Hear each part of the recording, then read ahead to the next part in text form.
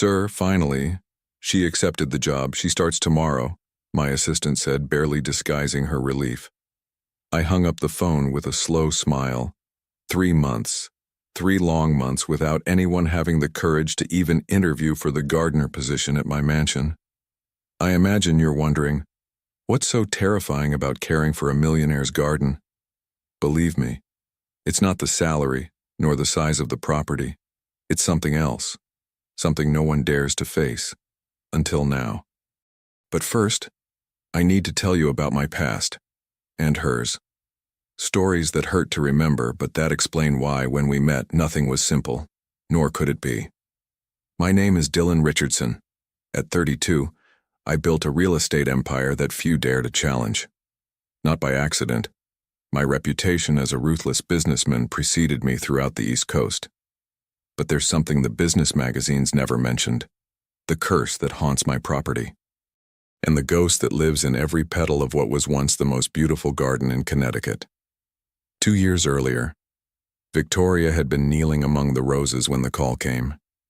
I can still smell the mixture of jasmine and freshly turned earth that clung to her clothes. The way her auburn hair caught the late afternoon sunlight as she looked up at me with soil-stained hands, and that radiant smile that made my chest tighten with an emotion I'd never learned to name properly.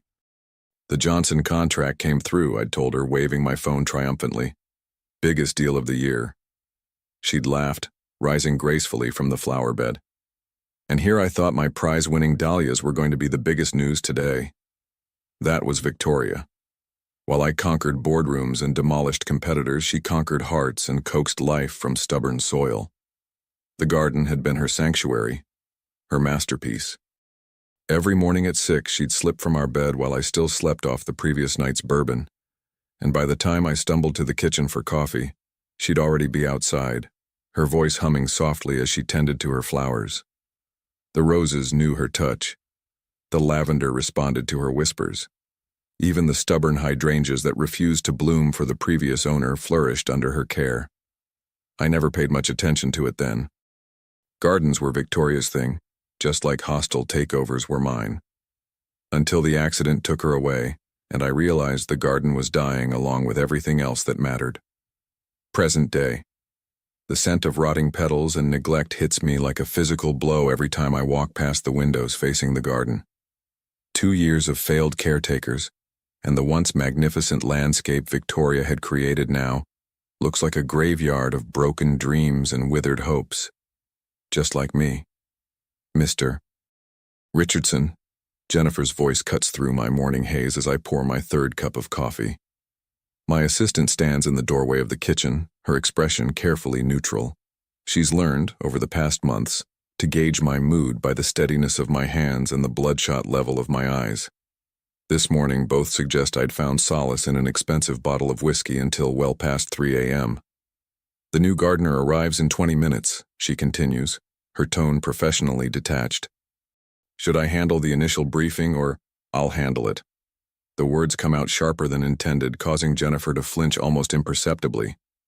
Another casualty of my grief-fueled temper. I've gone through 6 assistants in 2 years. Jennifer is the only one stubborn enough to stay, possibly because she needs the job more than she fears my increasingly volatile moods.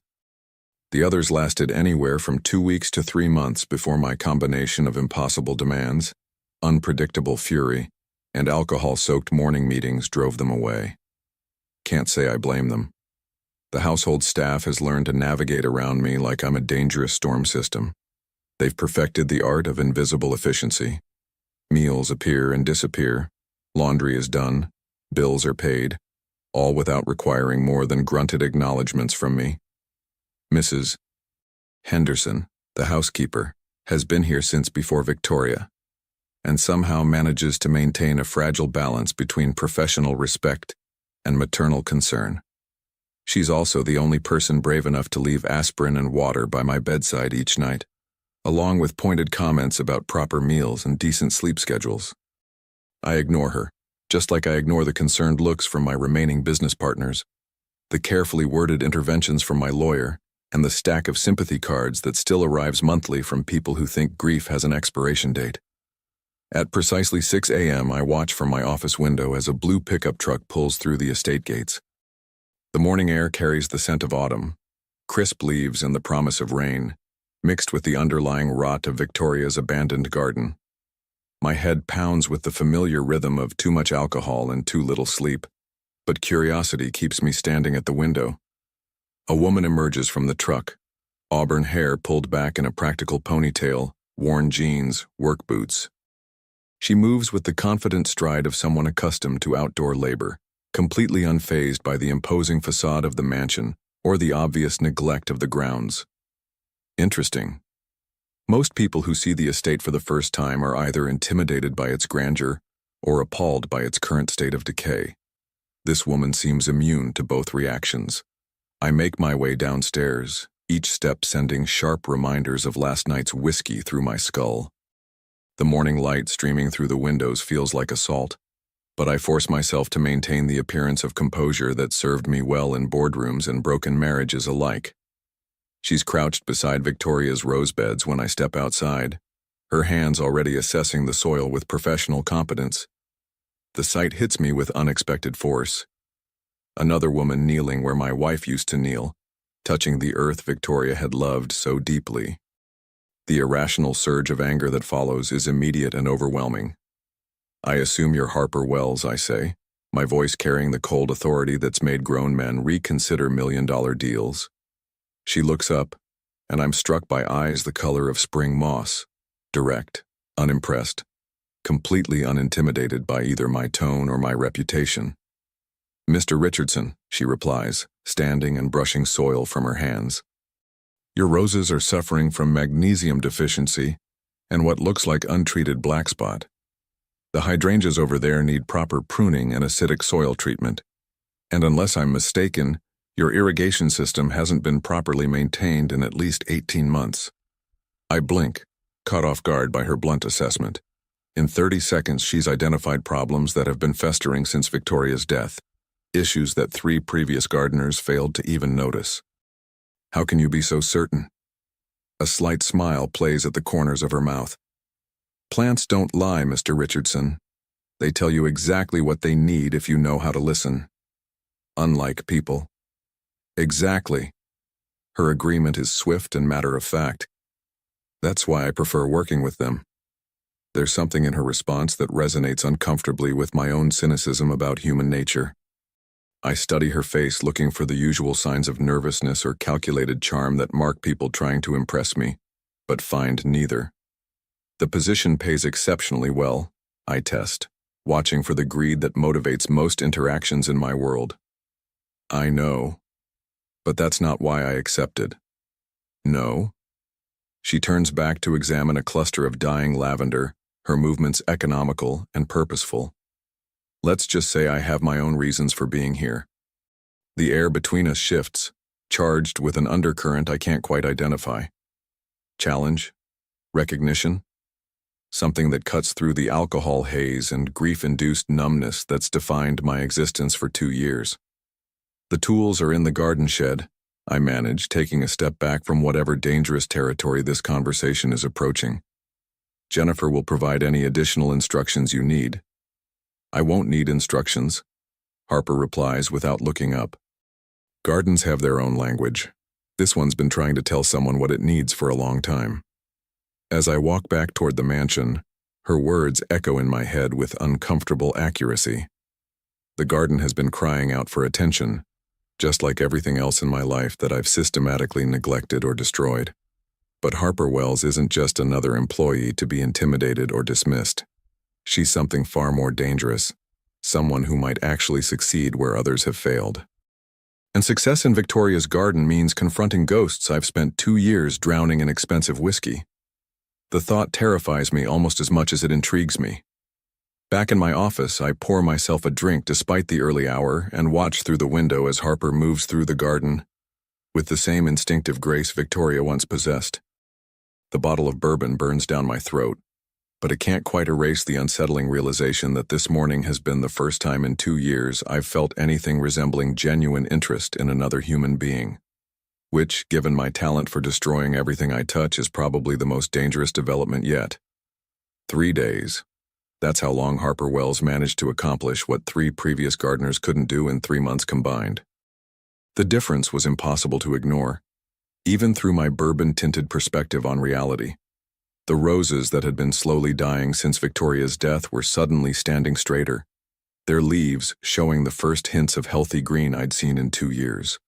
The lavender beds, once choked with weeds and despair, now showed signs of careful pruning and fresh mulch. Even the stubborn hydrangeas that Victoria used to baby talk into blooming seemed to be responding to Harper's no-nonsense approach. It should have been encouraging. Instead, it felt like betrayal. "The garden's looking better, sir," Jennifer ventured during our morning briefing, her voice carefully neutral as she placed my coffee within easy reach.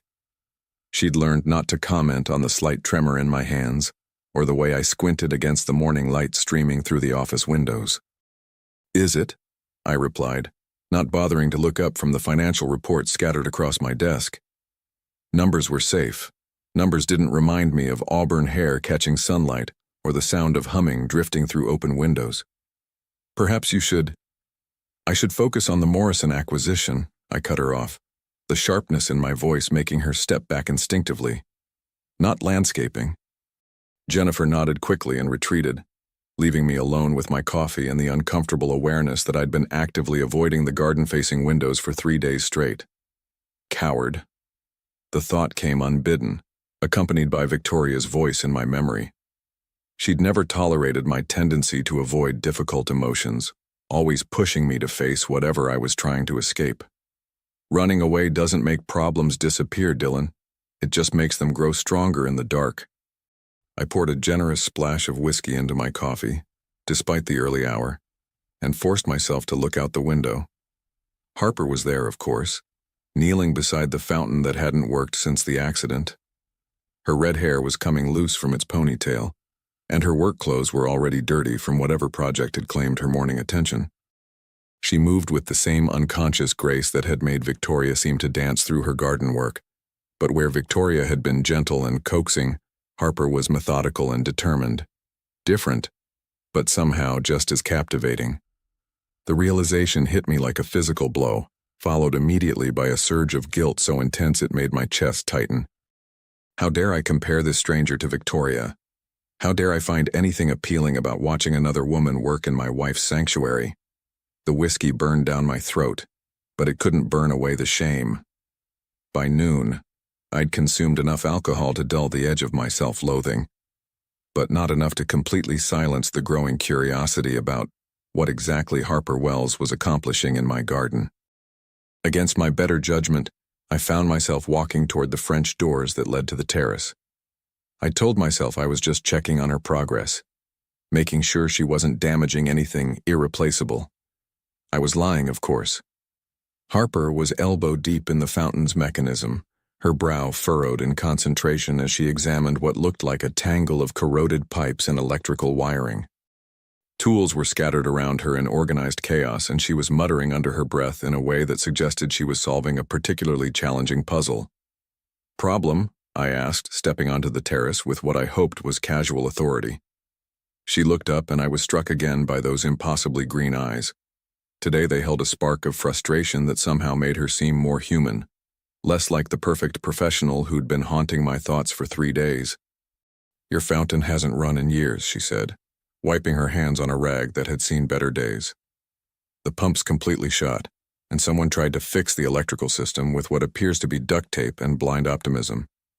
Despite my dark mood, her dry assessment almost made me smile. Victoria always said it added character when it didn't work. The words slipped out before I could stop them, carrying more emotion than I'd intended. Harper's expression shifted, becoming softer but no less direct. She had good taste in gardens, Harper said simply, and in fountain placement. When this works properly, the sound will carry to every corner of the property. It was designed to be the heart of the space. The past tense hit me like a slap. When this works, not if. As though Harper simply assumed she'd succeed in bringing Victoria's fountain back to life. "Don't." The word came out harsher than I intended, sharp with 2 years of accumulated grief and whiskey-soaked anger. Harper raised an eyebrow. "Don't what?" Don't talk about her like you knew her. Don't act like you can just fix everything she built and make it the same as it was. Something dangerous flickered in Harper's green eyes. She stood slowly, brushing dirt from her knees, and when she spoke, her voice carried an edge I hadn't heard before. I'm not trying to make anything the same, Mr. Richardson. I'm trying to make it live again. There's a difference. You don't understand. I understand perfectly. She stepped closer, close enough that I could smell earth and sweat, and something floral that might have been shampoo. You think honoring her memory means letting everything she loved die along with her. You think suffering makes you noble, and healing makes you disloyal. The accuracy of her words hit me like cold water, sobering and infuriating in equal measure. You know nothing about my wife, or my grief, or what I owe her memory. Harper's laugh was short and bitter. I know plenty about grief, Mr. Richardson, and I know the difference between honoring someone's memory and wallowing in guilt. How dare you? How dare you? She interrupted, her voice rising to match mine. How dare you hire me to save this garden and then sabotage every effort I make? How dare you drown yourself in expensive whiskey while everything she loved withers away? You want to know what dishonors her memory? This self-indulgent destruction. The words hung between us like a challenge, sharp and unforgivable. In the sudden silence, I could hear my own ragged breathing, could feel the familiar surge of rage that had driven away employees, friends, and anyone else brave enough to challenge my grief-fueled isolation. But Harper didn't step back. She didn't apologize or lower her eyes or show any of the fear that my temper usually inspired. Instead, she crossed her arms and waited. You're fired, I said finally, the words cold and final. No, I'm not. The simple contradiction caught me completely off guard. Excuse me? I said no, I'm not fired. You can't fire me for telling you the truth, just like you can't fire me for making your garden beautiful again. Not unless you want to explain to your business partners why you've become the kind of man who destroys beauty out of spite. She was magnificent in her defiance, standing toe-to-toe with me, despite the difference in our heights and the obvious disparity in our circumstances. For a moment, I forgot about Victoria, forgot about grief, forgot about everything except the unexpected thrill of finding someone who wouldn't back down from me. Then reality crashed back, bringing guilt and anger and the familiar need to push away anything that threatened my carefully constructed misery. 1 week, I said through gritted teeth. Fix whatever you can fix in 1 week, then get off my property. Harper's smile was sharp as broken glass. 1 week is all I'll need. I turned and walked back into the mansion, my hands shaking with adrenaline and fury and something else I refused to name. Behind me, I could hear the sound of tools being gathered, then the steady rhythm of Harper returning to work. As I poured myself another drink, I tried to convince myself that anger was all I felt. I tried to ignore the way my pulse had quickened when she stepped close to me. I tried to forget the spark of respect I'd felt when she refused to be intimidated. Most of all, I tried not to think about her challenge, that I was destroying everything Victoria had loved out of spite and self-pity, because deep down, in a place I'd been avoiding for 2 years, I was terrified she might be right. Day 5 of Harper's ultimatum and I was losing my mind. Not from the whiskey, though I'd certainly tried that approach. Not from the stress of the Morrison acquisition, though that deal was hanging by a thread thanks to my recent inability to focus on anything except the sound of Harper's voice drifting through my office windows. No, I was losing my mind because Harper Wells was performing miracles in my dead wife's garden, and I couldn't decide whether to worship her or destroy her for it. The fountain was running. I'd heard it start up around 3 that afternoon. A gentle bubbling that grew into the melodious cascade Victoria had always said reminded her of mountain streams. I'd been in the middle of a conference call with Tokyo when the sound reached my ears, and I'd found myself trailing off mid-sentence, my attention completely captured by a sound I hadn't heard in over 2 years. My business partners had noticed my distraction, of course. Richard Morrison himself had made a pointed comment about my obvious personal issues affecting my professional judgment. The deal that should have been a routine acquisition was suddenly in jeopardy, because I couldn't concentrate on anything except the woman working magic just outside my windows. By evening, I'd given up all pretense of productivity and had taken refuge in the leather chair by my office window, a tumbler of aged bourbon in my hand, and Harper Wells in my direct line of sight. She worked past sunset, using portable lights she'd somehow acquired to continue whatever project had consumed her day. Even from my elevated vantage point, I could see the systematic way she moved through the garden beds, her hands gentle with damaged plants and ruthless with invasive weeds. She worked like Victoria had worked, with complete absorption and obvious love for what she was doing. The comparison should have sent me reaching for the bottle. Instead, I found myself leaning forward, studying the differences as much as the similarities. Where Victoria had been intuitive and artistic, Harper was methodical and scientific. Where Victoria had coaxed growth with soft words and patient waiting, Harper seemed to command it through sheer force of will and professional expertise. Both approaches were producing results, but Harper's results were faster, more dramatic, almost supernatural in their scope. Which raised the question that had been nagging at me for 5 days. Who exactly was Harper Wells, and why had she really accepted a job that had sent 3 other gardeners fleeing? At midnight, when any reasonable person should have been asleep, I was still at my window nursing my 3rd bourbon and watching Harper pack up her tools by lamplight. She moved with tired but satisfied efficiency, clearly pleased with whatever she'd accomplished. I should have gone to bed. Should have minded my own business and let her finish whatever mysterious agenda had brought her to my property. Instead, I found myself walking down to the kitchen, filling a thermos with coffee, and stepping out into the cool night air. "Working late?" I called out, proud of how casual my voice sounded despite the alcohol and the fact that approaching Harper Wells in the dark felt like approaching a wild animal, dangerous, unpredictable, and probably unwise. She looked up from coiling an extension cord, and I was struck by how different she looked in the lamplight. Softer somehow, less armored against the world. "Couldn't sleep," she replied, accepting the coffee I offered with a small smile that did uncomfortable things to my chest. "Besides, night work is sometimes the most important kind." "What kind of work requires midnight gardening?" Harper was quiet for a long moment, her hands wrapped around the warm thermos, her eyes focused on something I couldn't see. "The kind that's about more than just plants," she said finally. Before I could ask what that meant, she was walking toward the fountain, gesturing for me to follow. Up close, the restoration was even more impressive than it had appeared from my window. The water ran clear and steady, and Harper had somehow managed to repair not just the mechanical components, but also the decorative elements that had been damaged over years of neglect. "How?" was all I managed to ask. "I'm good at fixing broken things," Harper said simply. "Always have been."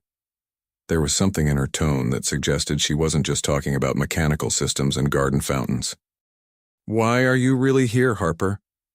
She turned to face me fully, and in the soft glow of the landscape lighting I could see an expression I hadn't noticed before. Vulnerability mixed with determination, as though she was making a decision about how much truth to share. "Because I know what it's like to lose everything that matters," she said quietly. "And I know what it's like to think that keeping the pain alive somehow keeps the person alive too." The words hit me with surprising force, cutting through my alcohol-dulled defenses to land somewhere in the vicinity of my heart. "You don't know anything about what I've lost." "Don't I?" Harper moved closer, close enough that I could smell the night air in her hair and see the flecks of gold in her green eyes. "Tell me about her." "What?" "Victoria. Tell me about your wife." The request should have sent me into another rage, should have triggered the protective fury that had kept everyone at safe distance for 2 years. Instead, I found myself sinking onto the stone bench beside the fountain, the words spilling out before I could stop them. "She was light," I heard myself saying. Not just happy or optimistic, but actual light. Like she carried sunshine around with her wherever she went. She could make anyone smile, could see beauty in things other people overlooked. She saw something good in me that I'm not sure was ever really there. Harper sat beside me, careful to leave space between us but close enough that I could feel her presence like warmth. She sounds wonderful.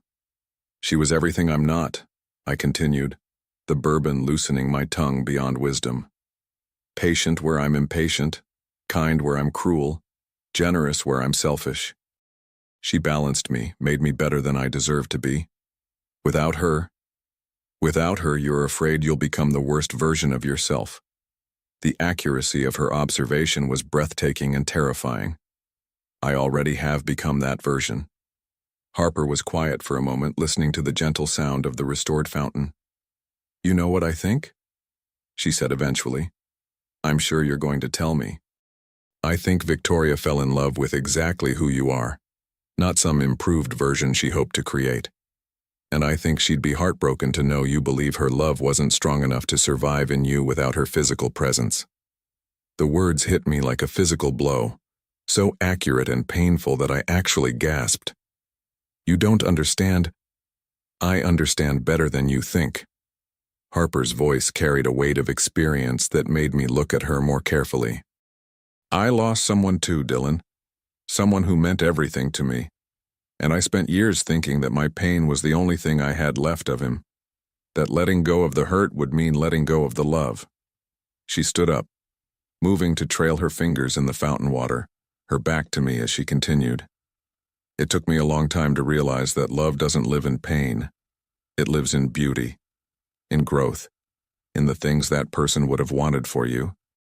Your wife didn't create this garden so it could die as a monument to your grief. She created it because she wanted to surround you with beauty and peace. I stared at her silhouette against the night sky, this mysterious woman who'd appeared in my life and somehow seen straight through to truths I'd been hiding from myself. Who did you lose? I asked quietly. Harper's shoulders tensed, and when she turned back to me, her expression had shuddered again, the vulnerability replaced by professional distance. Someone who would have loved seeing this garden restored, she said, which wasn't really an answer at all. We sat in comfortable silence after that, listening to the fountain and the night sounds around us. For the first time in 2 years, I felt something approaching peace, as though Harper's presence had temporarily quieted the storm of guilt and anger that usually raged in my chest. It should have been a warning sign. This instant connection with a woman I barely knew, this sense of understanding that cut through my carefully maintained isolation. Instead, it felt like coming alive again after a very long time of merely existing. Harper, I said, as she gathered her things to leave. Yes? Thank you. For the fountain. For this. Her smile was soft and genuine, transforming her face into something luminous. You're welcome, Dylan. It was the first time she'd used my first name, and the sound of it in her voice sent warmth spreading through my chest that had nothing to do with bourbon, and everything to do with the dangerous possibility of hope. As I watched her walk back to her truck, I realized that Harper Wells had accomplished something in 5 days that 2 years of therapy, alcohol, and isolation had failed to achieve. She'd made me remember that life was supposed to be about more than just surviving. The question now was whether I was brave enough to find out what that might mean. I woke up without a hangover for the first time in 2 years.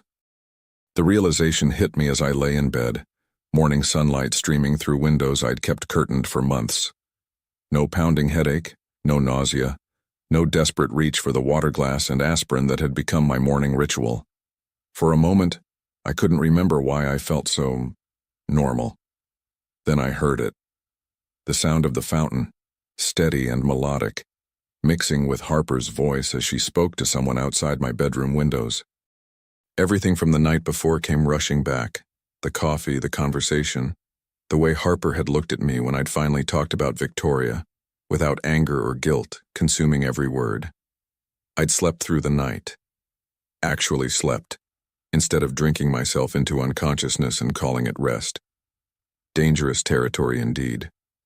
By the time I made it downstairs, Harper was already deep in conversation with Mrs. Henderson about something involving soil pH levels and companion planting. My housekeeper, who'd barely spoken to me beyond essential communications for months, was hanging on Harper's every word like she was receiving gardening wisdom from a divine source. And the rosemary will actually help protect the roses from aphids, Harper was explaining, her hands gesturing expressively as she spoke. It's all about creating natural partnerships that benefit both plants. Like friendship, Mrs. Henderson said with a smile I hadn't seen on her face since before the accident. Exactly like friendship, Harper agreed, then looked up and caught sight of me hovering in the doorway. Good morning, Dylan. The casual use of my first name in front of my staff should have felt inappropriate, presumptuous. Instead, it sent a warm flutter through my chest that I absolutely did not want to analyze. Ladies, I managed, accepting the coffee Mrs. Henderson practically thrust into my hands. Harper's been telling me about her plans for the herb garden, Mrs. Henderson said, her tone carrying an enthusiasm I'd forgotten she possessed. Sounds like we'll have fresh basil and oregano for cooking again. Victoria had always grown cooking herbs. The kitchen had smelled like fresh basil and rosemary during summer months, and Mrs. Henderson had created meals that were more like artwork than mere food. Another piece of our life that had died with Victoria, that Harper was somehow bringing back to life. That's nice, I said lamely, earning a sharp look from Harper that suggested she could read the complex emotions I was trying to hide. I should get back to work, Harper said, draining her coffee cup and standing. Mrs. Henderson, thank you for the breakfast. And Dylan, could I speak with you privately for a moment? Mrs. Henderson practically beamed as she bustled away, leaving Harper and me alone in the sudden tension of the morning kitchen. Everything all right? I asked, trying to sound professionally detached and probably failing miserably. Walk with me, Harper said simply, leading the way toward the garden. Outside, the transformation was even more dramatic in full daylight. 6 days of Harper's work had turned Victoria's dying garden into something that was recognizably alive again, though still far from the magnificent showcase it had once been. You're avoiding me, Harper said without preamble as we walked toward the rosebeds. I'm not. You are. Ever since last night, you've been looking at me like I'm a bomb that might explode at any moment. The accuracy of her observation was uncomfortable. I had been avoiding her, had spent my morning deliberately timing my coffee routine to miss our usual brief encounters. Last night was, I started, then stopped, unsure how to finish the sentence. Honest? Harper suggested, kneeling to examine a climbing rose that was showing new growth. Unexpected? Scary as hell? All of the above. She looked up at me, and I was struck again by the directness of her gaze, the way she seemed to see through all my carefully constructed defenses. Dylan, can I ask you something? You're going to, anyway. That earned me one of her rare, genuine smiles. When was the last time you had a conversation about Victoria that didn't end in anger or pain? The question hit me like cold water. I tried to think back, tried to remember the last time someone had mentioned my wife's name without triggering my defensive fury. I can't remember, I admitted. Last night was the first time. Yes.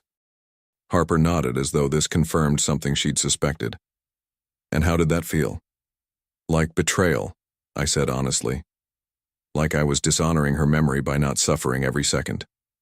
And now? This morning? I considered the question seriously, trying to identify the strange lightness I'd been feeling since waking up. Like maybe remembering her with love instead of pain isn't the same thing as forgetting her. Smart man, Harper said softly, turning back to her roses.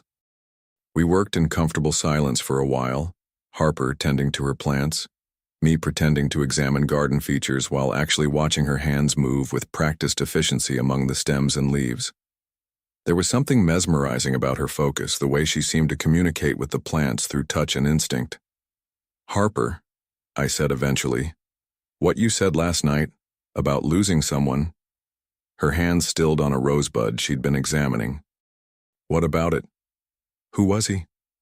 For a long moment I thought she wasn't going to answer. Her face had gone carefully blank, the way it had during our first meeting when I'd tried to intimidate her. My brother, she said finally, her voice so quiet I had to strain to hear it. His name was Marcus. What happened?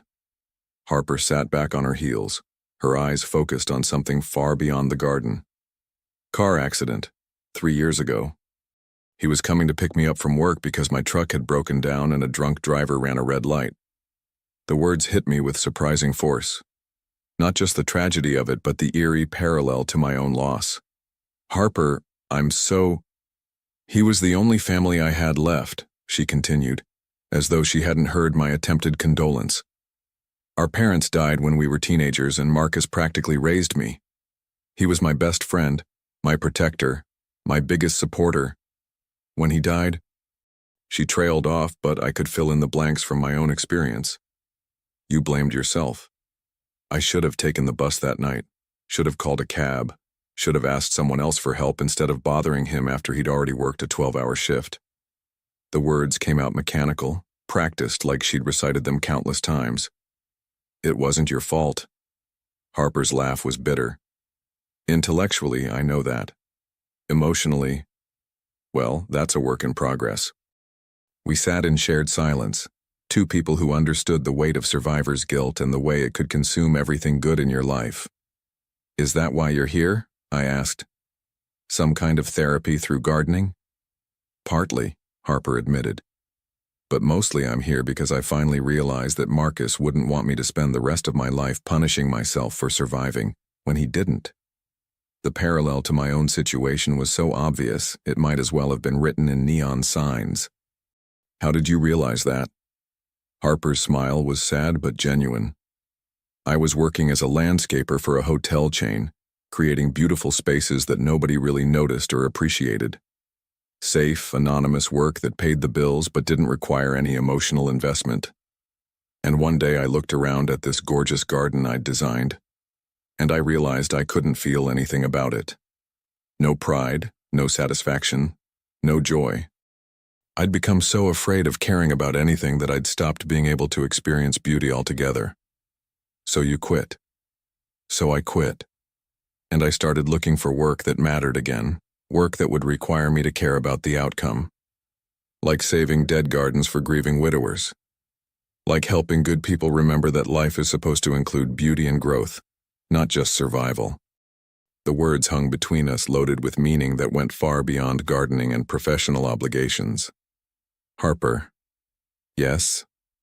I looked at her. Really looked at her. Kneeling in Victoria's garden with dirt under her fingernails and sunlight in her hair, and felt something shift in my chest, something that felt dangerously like hope. I'm glad you're here. Her smile was radiant, transforming her entire face. I'm glad I'm here too. That's when I knew I was in serious trouble. Because sitting there in my dead wife's garden, watching another woman bring life back to everything Victoria had loved, I realized I was falling for Harper Wells. And for the first time in 2 years, the thought of caring about someone again didn't terrify me. It exhilarated me, which was probably the most dangerous development yet. We should get back to work, Harper said, though she made no move to stand up. We should, I agreed, also not moving. Neither of us moved for a very long time. Day 7, Harper's final day. I stood at my office window at dawn, watching her work with the desperate intensity of a man trying to memorize something precious before it disappeared forever. She moved through Victoria's garden like she belonged there, like she'd always been there, and the thought of her leaving felt like losing something vital I'd only just discovered I needed. The garden was transformed. Not just restored, but somehow enhanced, more beautiful than it had been even in Victoria's time. Harper had managed to honor everything Victoria had created while adding her own touches.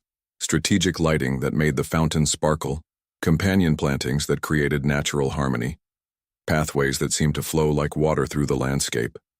It was a masterpiece, and in a few hours, its creator would walk out of my life forever, unless I did something about it. The thought had been building for days, growing stronger with each conversation, each shared laugh, each moment of understanding that passed between us. Harper Wells had awakened something in me that I'd thought died with Victoria. Not just the capacity to feel attraction, but the ability to hope for a future that included more than just survival. I was in love with her.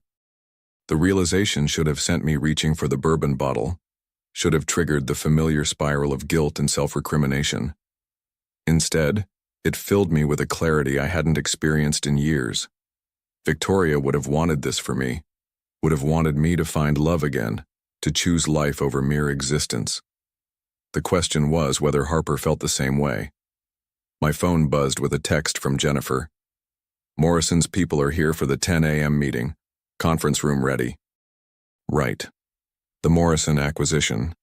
The deal that should have been the crown jewel of my business year, that I'd barely thought about for the past week because all my attention had been focused on a red-haired gardener who'd turned my world upside down.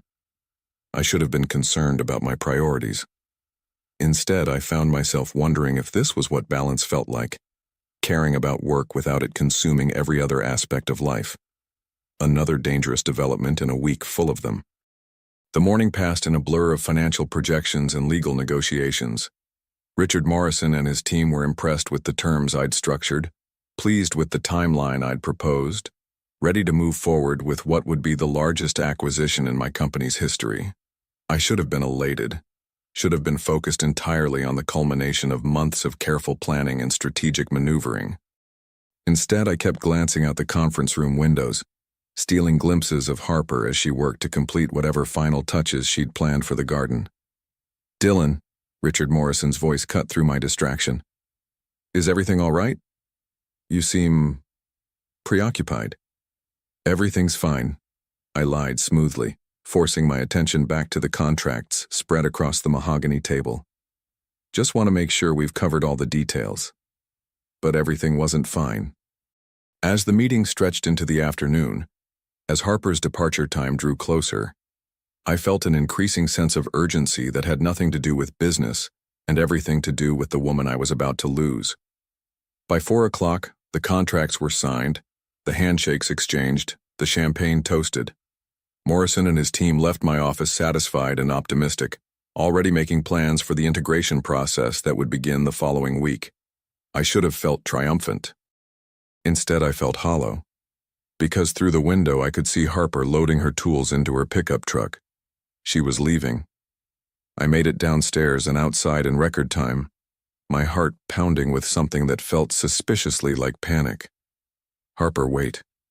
She looked up from securing a ladder in her truck bed, and I was struck by the sadness in her green eyes. "Dylan, I was hoping I'd see you before I left. You can't leave." The words came out more desperate than I'd intended, earning me a surprised look that I probably deserved. "My week is up," she said gently. "The garden is finished. Everything Victoria planted is healthy again. The fountain works. The systems are all properly maintained. Mrs. Henderson has detailed care instructions, and I've arranged for a local service to handle the ongoing maintenance." "I don't care about the garden." Harper raised an eyebrow. "You don't care about your wife's garden?" "I care about it," I corrected, stepping closer. "But I care about you more." The confession hung between us like a bridge I'd just burned, irreversible and terrifying, and absolutely true. Harper's expression went carefully neutral, the professional mask I'd learned to hate sliding back into place. "Dylan, I'm in love with you." The words exploded out of me with the force of a dam breaking, carrying with them all the hope and terror and desperate longing I'd been trying to suppress for days. Harper went very still. "You're in love with the idea of me," she said quietly. "You're in love with not being alone anymore, with feeling something other than grief. But you don't really know me. I know enough. You know that I lost my brother. You know that I'm good at fixing gardens. You know that I understand grief." Her voice was getting stronger, more certain. "But you don't know why I really came here, Dylan. You don't know what I've been hiding from you." Something cold settled in my stomach. "What are you talking about?" Harper closed her eyes for a moment, as though gathering courage for something she didn't want to say. "The night Marcus died," she began, her voice barely above a whisper. "The drunk driver who killed him? His name was James Richardson." The world seemed to tilt sideways. That's a common name. "He was your cousin, Dylan. Victoria's funeral was the first time I ever saw you, but I recognized you immediately from the family photos and the newspaper coverage of the trial." The blood drained from my face as the pieces clicked into place with horrible clarity. You came here for revenge. I came here to hurt you the way you'd hurt me, Harper said, tears starting to stream down her cheeks. I thought if I could make you care about something about someone and then take it away, you'd understand what it felt like to lose everything that mattered. The betrayal hit me like a physical blow, stealing my breath and sending me staggering backward. So everything between us, the conversations, the connection, the way you made me feel, started as a lie, Harper whispered. But Dylan, it stopped being a lie days ago. What I feel for you is real.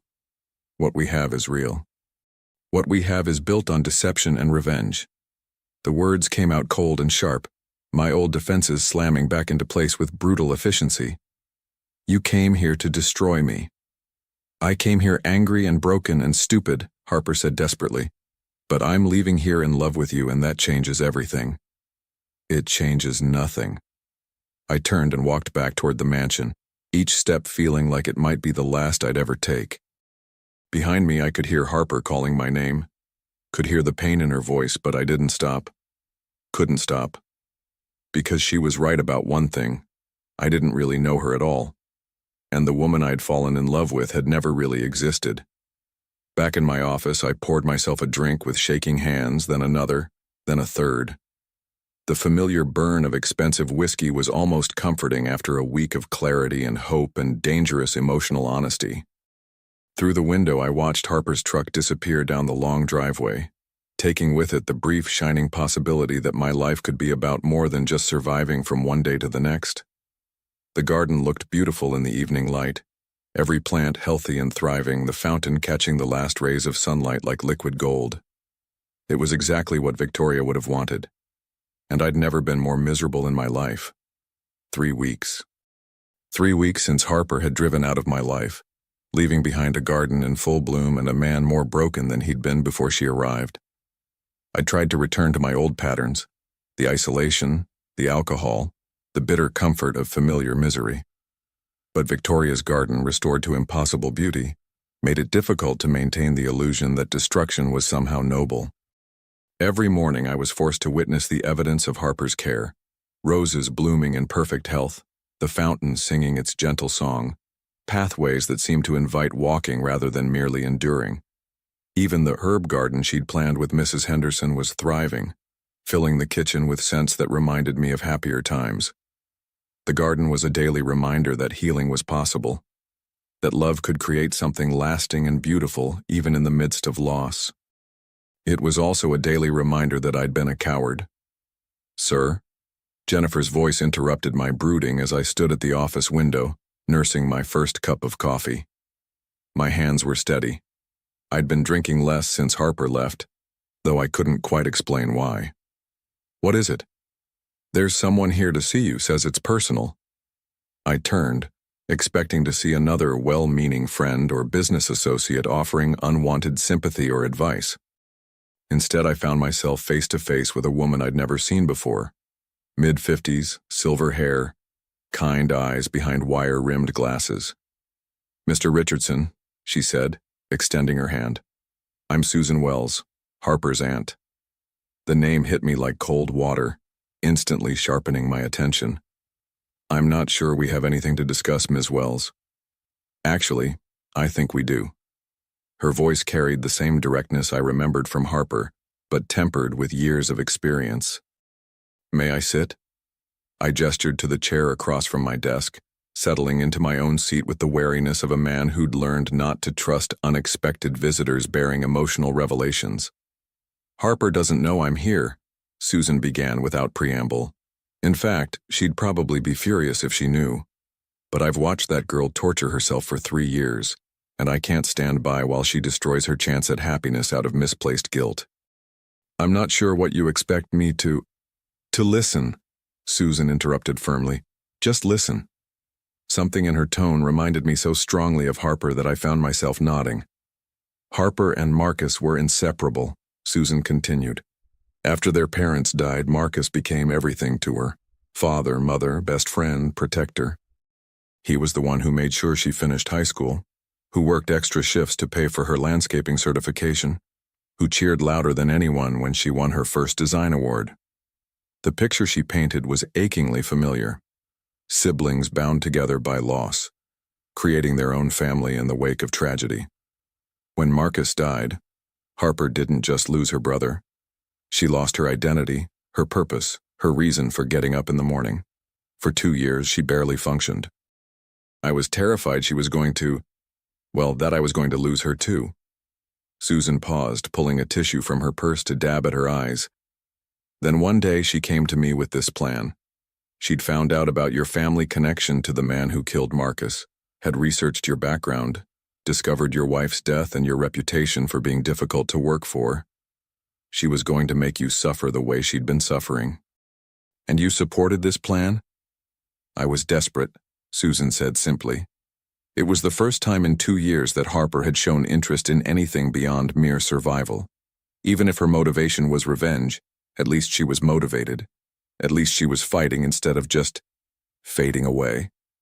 I understood that desperation, the willingness to accept any emotion over the numbness of deep grief.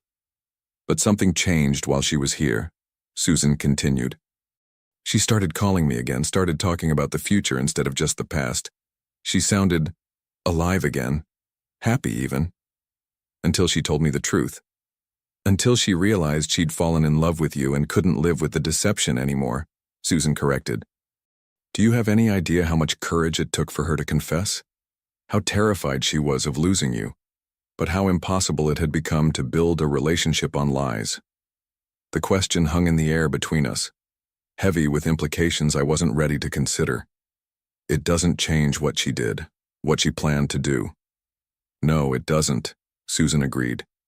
But it should change how you understand why she did it. Harper didn't come here because she's cruel or manipulative. She came here because she was broken and angry and desperate for someone else to understand her pain. Just like you've been broken and angry and desperate for the past 2 years. The parallel was uncomfortable in its accuracy. What do you want from me, Ms. Wells? I want you to consider the possibility that sometimes the most important relationships in our lives begin for the wrong reasons, but become something beautiful anyway. Susan leaned forward, her eyes intense with conviction. I want you to think about whether the woman who spent a week bringing your wife's garden back to life, who listened to your stories about Victoria without jealousy, who challenged you to choose healing over destruction, whether that woman deserves the chance to prove that love can be stronger than the circumstances that created it. Before I could respond, Susan was reaching into her purse, pulling out a small envelope. She wrote this for you, she said, placing it on my desk. She's been carrying it around for 2 weeks, too afraid to send it, too convinced you'd never want to hear from her again. I stared at the envelope as though it might explode. Where is she now? Working for a landscaping company in Portland, Maine, living in a tiny apartment designing flower beds for shopping centers and office complexes, surviving but not really living. Susan stood, smoothing her skirt with practiced dignity. She thinks she doesn't deserve happiness after what she planned to do to you, just like you've been thinking you don't deserve happiness after Victoria died. The observation was so accurate it took my breath away. Mr. Richardson, I lost my sister, Harper's mother, in the same accident that orphaned those children. I know what grief can do to a person, how it can twist love into something destructive and painful. But I also know that grief doesn't have to be the end of the story. She moved toward the door, then paused. Harper planted something in your garden that she never told you about, something she wanted to be a surprise when it bloomed. If you're interested in seeing what love looks like when it's allowed to grow despite imperfect beginnings, you might want to check the area behind the fountain. And then she was gone, leaving me alone with an unopened letter, and the most important decision I'd made since Victoria's death. I didn't read the letter immediately. Couldn't bring myself to face whatever Harper had written, whether it was apology or goodbye or something else entirely. Instead, I found myself walking to the garden, drawn by Susan's cryptic comment about Harper's surprise. Behind the fountain, in a spot that had been bare soil when Harper arrived, I found a small planting bed I'd somehow failed to notice. The plants were young but clearly thriving, their distinctive blue-purple flowers just beginning to open. Forget-me-nots. The symbolism was so obvious it should have been heavy-handed, except that it was perfect. Harper had planted forget-me-nots behind Victoria's fountain, flowers that meant remembrance and true love, flowers that would bloom every spring as a reminder that some things are worth holding on to despite the pain of loss. I knelt in the dirt Victoria had once tended, in the garden Harper had brought back to life, and finally understood what both women had been trying to teach me. Love doesn't diminish when it's shared. Memory doesn't fade when new experiences are allowed to flourish alongside old ones.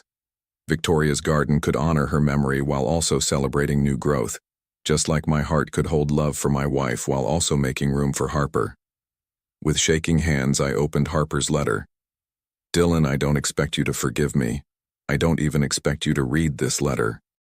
But I needed to write it anyway, needed to tell you truths I should have shared from the beginning. I came to your estate planning to hurt you. I thought if I could make you care about something and then take it away, you'd understand the loss I'd been living with since Marcus died. It was cruel and small and driven by a grief that had turned toxic in my heart. But you changed everything. Not just my plans, but my entire understanding of what it means to heal from loss. Watching you choose love over pain when you talked about Victoria, seeing you trust me enough to share your grief without shame, you taught me that carrying love forward doesn't mean betraying the memory of those we've lost. I fell in love with your courage, Dylan, with your willingness to risk feeling again after loss had nearly destroyed you. I fell in love with the way you made me want to be better than my worst impulses, the way you made me remember that I'm capable of creating beauty instead of just destruction. I know I can't undo the lie that brought us together, but I hope someday you'll be able to see past the broken beginning to the love that grew in spite of it. I planted forget-me-nots behind the fountain. They'll bloom every spring, whether I'm there to see them or not. Consider them a promise that love can take root in the most unlikely places and flourish even when hope seems impossible. I will love you always, regardless of whether you can ever forgive me. Harper P.S. Take care of the garden. It was never about the plants anyway. It was about choosing life over mere survival, beauty over destruction, hope over fear. You know how to do that now. Don't forget. I read the letter 3 times before I could see the words clearly through the tears blurring my vision. Then I pulled out my phone and booked the first flight to Portland. Harper's apartment building was exactly what Susan had described. Small, functional, devoid of any character that might suggest dreams or aspirations beyond basic survival. I found her unit number and knocked before I could lose my nerve. When the door opened, I was struck by how different she looked. Thinner, quieter, somehow diminished in a way that had nothing to do with physical space. Dylan? Her voice was barely a whisper, as though she wasn't sure I was really there. I read your letter. I asked Susan not to. I'm glad she did. I stepped closer, close enough to see the hope and fear warring in her green eyes. Harper, I need to ask you something, and I need you to be completely honest. She nodded, bracing herself for whatever question I was about to ask. If you could go back to that first day knowing everything you know now about how this would unfold, would you still come to my estate? Harper was quiet for a long moment, considering the question with the seriousness it deserved. Yes, she said finally, but not for revenge. I'd come because I'd know that broken man was going to teach me how to live again, and I'd want to be there to learn from him. And I'd want to be there to learn from the woman who was brave enough to risk everything for the chance to heal. I reached for her then, cupping her face in my hands the way I'd wanted to do since that first night by the fountain. Harper Wells, you turned my garden into paradise and my heart into something capable of love again. You made me remember that Victoria would want me to choose happiness over perpetual grief. I don't care how our story started. I only care about how it continues. Her smile was radiant through her tears. Are you sure? Because I'm still the woman who came to your house planning to break your heart. And I'm still the man who was drinking himself to death, rather than face the possibility of healing. We're both different people than we were when this started. I leaned closer, my forehead resting against hers. The question is, are you willing to find out who we can become together? Yes, she whispered. Yes, absolutely yes. When I kissed her, It tasted like forgiveness and new beginnings and the promise that love could grow in even the most unlikely soil. 6 months later, Victoria's garden had never been more beautiful. Harper had moved back to Connecticut, bringing with her not just her landscaping expertise but her laughter, her stories, her habit of humming while she worked, and her complete inability to be intimidated by my occasional relapses into brooding. She'd added new sections to the garden, areas that were entirely her own creation while somehow fitting perfectly with Victoria's original vision. The forget-me-nots had multiplied, creating blue-purple carpets that bloomed enthusiastically each spring.